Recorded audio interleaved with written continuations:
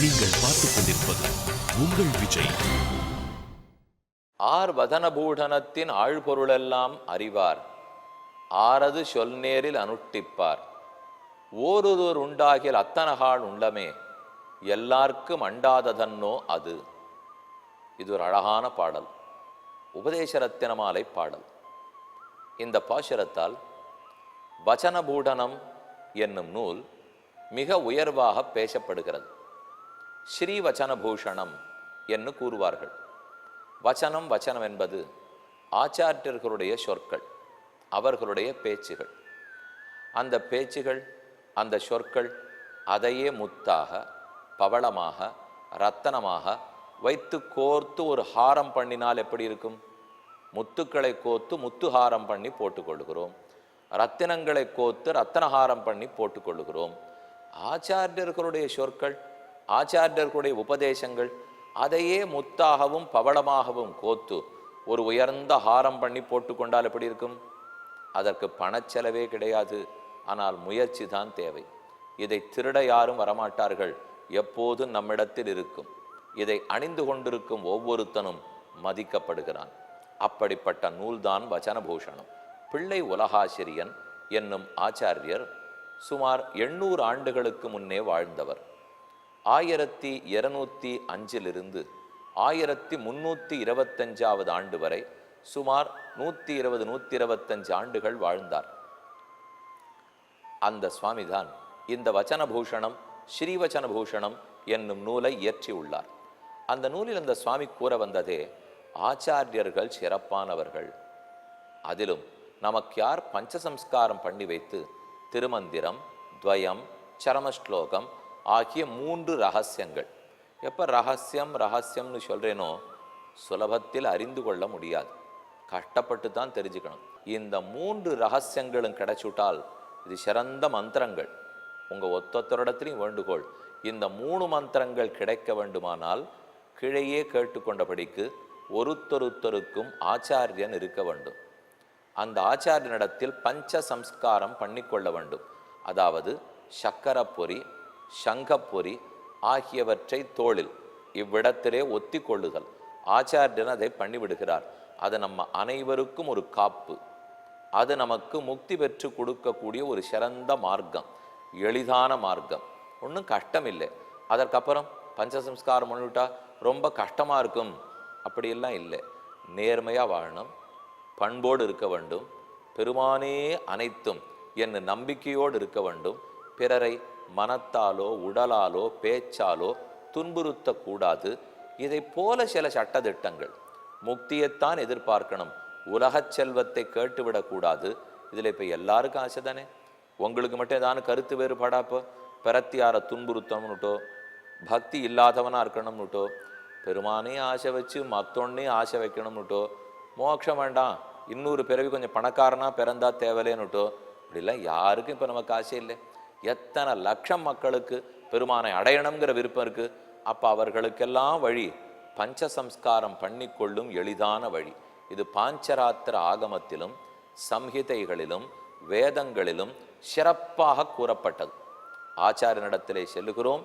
பஞ்சசம்ஸ்காரங்கிறது சக்கரப்பொறி, சங்கப்பொறி. இது ஏதோ இன்று நேற்று கண்டுபிடிக்கப்பட்டதல்ல. பெரியாழ்வார் பாடுகிறார், என்னையும் என் உடமையையும் உன் சக்கரப்பொறி ஒத்தி கொண்டு நின்னருளே புரிந்திருந்தேன் இனி என் திருக்குறிப்பே. என்னை, என் உடமையை, இந்த உடலில் உன்னுடைய சக்கரப்பொரியையும் இடக்கையில் இருக்கும் உன் சங்கப்பொரியையும் ஒத்தி கொண்டேன். நின்னருளே புரிந்திருந்தேன், உன்னுடைய அருள் எப்போது கிட்டுமென்றே காத்திருந்தேன். எவ்வளவு அழகான பாடல். ஆகவே அதை பண்ணிவிடுபவர் தான் ஆச்சாரியன். இப்போ சங்கு சக்கர பொரிய நமக்கு ஒத்தனமே. சங்கம் சக்கரம் என்று 2 இரும்பில் இருக்கும். அதை காய்ச்ச வேண்டும். காய்ச்ச வேண்டும்னா பயப்பட வேண்டாம், பொறுக்கிற சூடு. அது ஒன்றும் பழுக்க காய்ச்சப்பட்டதல்ல, சூடு வைக்க போகிறதில்லை யாரும். அப்போ அதை மெதுவே காய்ச்சி இந்த இடத்துல சக்கரை பொறி, இந்த இடத்துல சங்கப்பொறி. அது இனிஷியேஷன்னு சொல்லலையா, அதை போல் அது ஒரு இனிஷியேஷன் ப்ராசஸ். இது பன்னாட்களாக ஆயிரக்கணக்கான ஆண்டுகளாக உள்ளது. அதை பெற்றுனுட்டோம்னால் அதே சமயத்தில் ஆச்சாரியன் திருமந்திரம் 8 எழுத்து மந்திரம் அந்த சமயத்தில் அவரிடத்துல உபதேசம் பண்ணி அப்புறம் சொன்னோன்னா தான் அது எஃபெக்டிவ். அதுவே இல்லாமல் நாமாட்டுக்கு எனக்கு தெரியும் நமோ நாராயணாய மந்திரம்னு சொல்லியிருந்தோம்னா எஃபெக்ட் இருக்காது. அதற்குரிய இந்த லோகத்திலையும் நம்மளை சாந்தமாக இருக்க வைக்கணும், அந்த லோகத்தையும் பெற்று கொடுக்க வேண்டும். எத்திர அஷ்டாட்சர சம்சித்தா மகாபாகோ மகீயதே ந தத்திர சஞ்சரிஷ்யந்தி வியாதி துர்பிக்ஷ தஸ்கராக. எங்கே திருமந்திரம் ஓதப்படுகிறதோ அங்கே நோய் இருக்காது, பஞ்சம் இருக்காது, திருடர்களே இருக்க மாட்டார்கள். அத்தனை சிறப்பு 8 எழுத்து மந்திரமாம் நமோ நாராயணாயாங்கிற மந்திரத்துக்கு. இது எல்லாத்தையும் ஆச்சாரியன் தான் நமக்கு கொடுக்கிறார். அவரிடத்துல அதை பெற்றுனுட்டோம்னால் அப்புறம் மேல மேல அர்த்தங்களை தெரிஞ்சுக்கலாம், மேல மேல உயரலாம், ஆன்மீகத்தில் வளரலாம், பக்தி சிறக்கும். இதெல்லாத்தையும் நமக்கு பண்ணி கொடுக்குற ஆச்சாரியன். அவர் பெருமையை தெரிந்து கொள்ள வேண்டும். அதை சொல்ல வந்தது தான் ஸ்ரீவச்சன பூஷணம் என்கிற நூல். ஆச்சாரியனுடைய பெருமை, அவர் மூலம்தான் நாம் பகவானை அடைந்தாக வேண்டும். அவரை எவ்வளவு எளிதில் நாம் பற்றிவிடலாம், அவர் எனக்கு என்னென்னலாம் உதவி பண்ணியிருக்கார், இதெல்லாத்தையும் அந்த நூல் சொல்லுகிறது. மேற்கொண்டு ஆச்சாரியனுடைய பெருமையை விதுரர் திருத்தராஷ்டிரனுக்கு எப்படி உரைக்கிறார்னு பார்க்க போகிறோம். கடந்த நாள் சந்தித்த போது 6 கதவுகளை பற்றி சொல்லியிருந்தேன். அந்த ஸ்லோகத்தை முடிக்கிறார். துவாராணி ஏதானி யோ ஞாத்வா சம்பிருணோதி சதா நிருப திரிவர்காச்சரணே யுக்தா சத்ரூன் அதிதிஷ்டதி. இந்த 6 கதவுகளை தெரிந்து கொண்டு யார் ஜாகிரதைப்படுத்தி வைக்கிறானோ, ஒரு நாடுன்னு இருந்தால் அதற்கு இருக்கிற கோட்டை வாசல் கதவுகள்லாம் ஜாகிரதையாக இருக்கணும். அப்போ தான் எதிரிகள் முற்றுகையிட்டாலும் ஒன்றும் நடக்காது இருக்கும். அப்படி கதவுகளை யார் ஜாகிரப்படுத்தி வைக்கிறானோ அவனுக்கு தர்மம் அர்த்தம் காமம், அவனுக்கு பொருளும் கிடைக்கிறது, நிரம்ப காமமும் நிறைவேகிறது, தர்மமும் நடக்கிறது, இருக்கவே இருக்கு, இறுதியில் முக்தியும் பெறுகிறான் என்ன அந்த ஸ்லோகம் முடியது. அதற்கப்புறம் அடுத்த ஸ்லோகத்தாலே நவை ஸ்ருதம் அவிஜ்ஞாய விருத்தான் அனுபசேவ்யவா தர்மார்த்தவ் வேதித்தும் சக்யவ் ப்ரஹஸ்பதி சமைரபி. ஒரு மனிதன் ப்ரஹஸ்பதிக்கு சமமாக கூட இருக்கட்டும். யார் சுவாமி அவர்? திடீர்னு யாரையா நம்ம சட்டுன்னு ஒரு குறை சொல்லணும்னு வச்சுங்க, ஆமாம் அவர் பெரிய ப்ரஹஸ்பதி ஆக்கம் என்ன சொல்கிறோமோ இல்லையோ, அவர் நல்ல காரியமே பண்ணியிருப்பார். ஆனால் கொஞ்சம் தன்னை பற்றி பெருமையாக நினச்சிருந்தாருன்னா அவர் ப்ரஹஸ்பதி, அவர் என்ன பெரிய ப்ரஹஸ்பதியா அப்படின்னா கொஞ்சம் மட்டம் தட்டுறதுக்கு பேசுகிறோன்னு அர்த்தம். அவர் தேவர்களுக்கே குரு. நீங்கள் பார்த்துக் கொண்டிருப்பது உங்கள் விஜய். இந்திரன் சந்திரன் குபேரன் முதலான தேவர்கள் உளரே, தேவர்களுக்கெல்லாம் குரு ப்ரஹஸ்பதி. குருன்னு சொல்லச்சேவே அவர் தான் வியாழன். வியாழன் கிரகம்னு சொல்கிறோமே, அந்த வியாழன் கிரகம்தான் குரு. அந்த குருவுக்கு என்ன ஞானம், என்ன கல்வி அறிவு அனைத்தும் கற்றிருக்கும் அவர். ஒரு மனிதன் ப்ரஹஸ்பதிக்கு சமமாகவே இருக்கட்டுமே, நாமெல்லாம் உறவோட கூட காணாது, கிட்டக்க கூட இல்லை, ஆனால் ஒரு பேச்சுக்கு சொல்கிறார். இப்போ ப்ரஹஸ்பதிக்கு சமமாகிற பெருமை ஒத்தனுக்கு இருக்கட்டும், அந்த அளவுக்கு புத்தி ஒத்தனுக்கு இருக்கட்டும், இருந்தாலும் அவனே கூட தானே விஷயத்தை கற்றுப்போம், ஆச்சாரியர்களை அண்ட வேண்டாம் இருந்தால் அவன் உயரமாட்டான். ப்ரஹஸ்பதியாகவே இருந்தால் கூட, நம்மளை பற்றிலாம் பேச்சே இல்லை, ப்ரஹஸ்பதி அளவுக்கு பெருமை இருந்தால் கூட ஒரு ஆச்சாரியன் மூலம் அவருக்கு பணிவிடை செய்தால்தான், அதையும் சேர்த்து சொல்கிறார். இப்போ அவருக்கு கைங்கரியமானோ தொண்டு புரியணும், அந்த தொண்டின் மூலம் தெரிந்து கொண்டால்தான் உயர முடியுமே தவிர இல்லை என்னால் உயர முடியாது. நவை ஸ்ருதம் அவிஜ்ஞாய, ஒரு ப்ரஹஸ்பதிக்கு சமமாக ஒருத்தனுக்கு சாஸ்திர ஞானம் இருக்குன்னு வச்சுப்போம், அவ்வளவு தூரம் மெத்த படித்தவன்.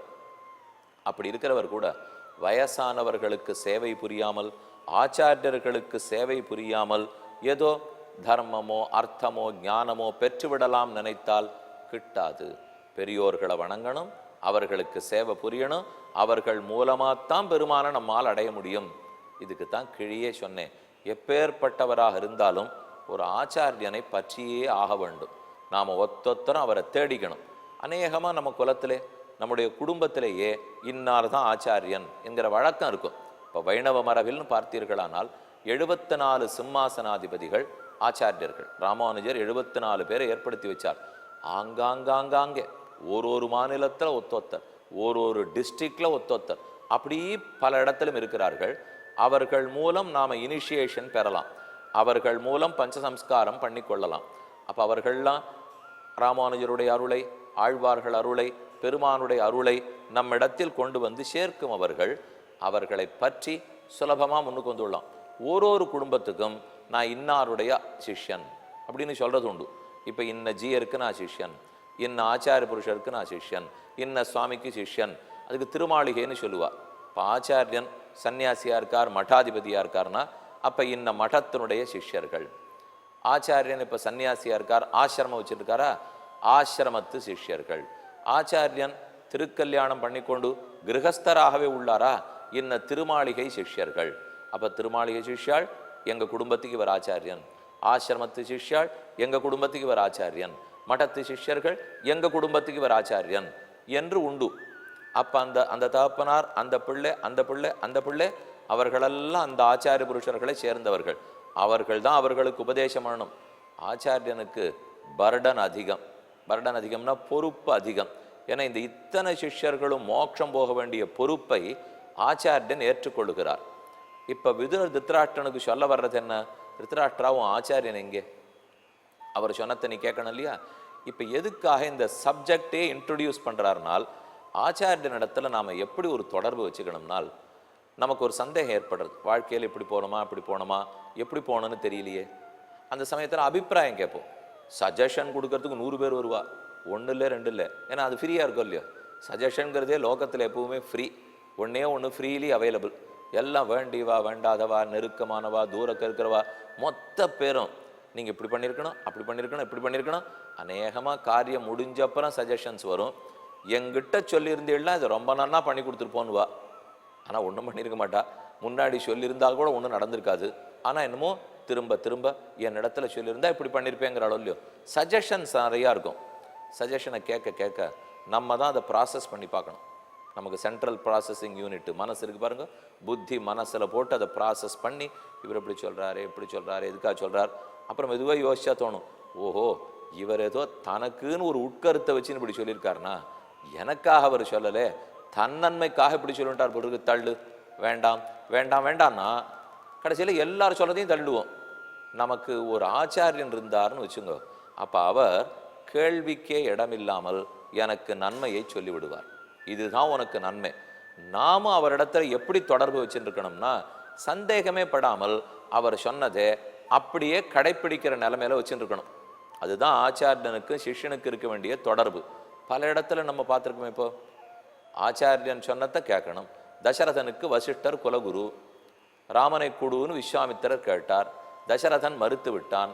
அவர் வேகமாக கோபமாக விஸ்வாமித்திரர் கிளம்பினார். வசிஷ்டருடனே தசரதா அவர் கேட்கிறார், உன் பிள்ளையோட நல்லது கேட்கிறார், கொடுத்துரு. 60,000 வருஷம் கழித்து புத்திரகாமேட்டி யாகம் பண்ணி பெறாத பிள்ளைய பெற்றிருக்கான் தசரதன். அதை காட்டிலையும் மேட்லையும் நடக்கிறதுக்கு எங்கேயான விஸ்வாமித்திரோட அனுப்புவனும். வசிஷ்டர் சொன்னார்னு உடனே மறுபேச்சு இல்லாமல் கொடுத்துட்டான் பாருங்க. அப்பேற்பட்ட அரசன் கூட யோசிக்கல. ஏன்னா அப்பேற்பட்ட ஆச்சாரியன் அவனுக்கு கிடைத்திருக்கிறார். ஆகவே நமக்குன்னு ஒரு குரு ஆச்சாரியன் வந்துட்டார்னால் நம்ம குழம்பாமல் அவரிடத்துல பொறுப்பை கட்டிட்டு மேலே நடக்கலாம். இந்த சந்தர்ப்பம் நிறைய நம்ம வாழ்க்கையிலையும் வந்திருக்கு இல்லையா. இந்த சுச்சுவேஷனில் மட்டும் கொஞ்சம் யாரானு பொறுப்பேற்றுண்டு இன்னதை பண்ணு, என்ன ஆச்சோ நான் பார்த்துக்கிறேன் அப்படின்னு ஒருத்தர் சொல்ல மாட்டாளான்னு நம்ம ஏங்குவோம். எல்லாரும் என்ன சொல்லுவா, உங்களுக்கு தான் பொறுப்பு, இப்படியும் பண்ணலாம் அப்படியும் பண்ணலாம், முடிவெடுக்கிறது உங்களுது. இதை சொல்றதுக்கு பல பேர் வருவார்கள். ஆனால் நமக்கு அந்த சமயத்தில் முடிவெடுக்க முடியலேன்னு வச்சுங்க, அப்போ ஒருத்தர் இடத்துல சார்ந்து நிற்கிறோம். அவர் நமக்கு ஒரு வழிகாட்டி, கவலைப்படாதே பண்ணு, பகவான் பார்த்து நிறைவேற்றி வைப்பார் என் உறுதியாக ஒருத்தர் சொல்லணும் இல்லையோ. அதைத்தான் ஆச்சாரியனை பற்ற வேண்டும். அந்த உறுதி ஒருத்தர்கிட்ட இருக்குமா நம்ம ஏங்குவோம். அந்த சிச்சுவேஷனில் அந்த ஏக்கத்துக்கு பதிலே கிடைக்காது. ஆச்சாரியன் இருந்து அவரை கூப்பிட்டுட்டு போய் விழுந்து நமஸ்கரித்து, இந்த கட்டத்தில் இருக்கேன், ஒரு தர்ம சங்கடம், ஒரு டயலம்மா, இதுலேருந்து எப்படி வரணும்னு கேட்டோம்னால் இப்படி செய் என் உறுதியோடு சொல்கிறார். தன்னிஷ்டத்துக்கு இல்லை, நம்ம நல்லத்துக்காக. அவருக்கு வேற ஒன்றும் எதிர்பார்ப்பும் இல்லை. இப்படி ஒரு ஆச்சாரியன் ஒரு குடும்பத்துக்கும் வேணும். நம் நன்மையை நினைப்பவனாய், தர்மத்திலிருந்து மாறாதவனாய், பெருமானிடத்திலேயே பக்தி மிகுந்தவனா இருக்கணும். அவனுக்கு தொண்டு புரிந்தாலே ஒழிய உன் வாழ்க்கை உயராது. திருத்தராஷ்டிரா, அப்படி எந்த ஆச்சாரியனை குறித்து நீ பண்றாய் என்றுதான் கேட்கிறார் விதுரர். திருத்தராஷ்டிரனிடத்தில் பதிலில்லை. நாமானும் பதில் தேட வேண்டாமா?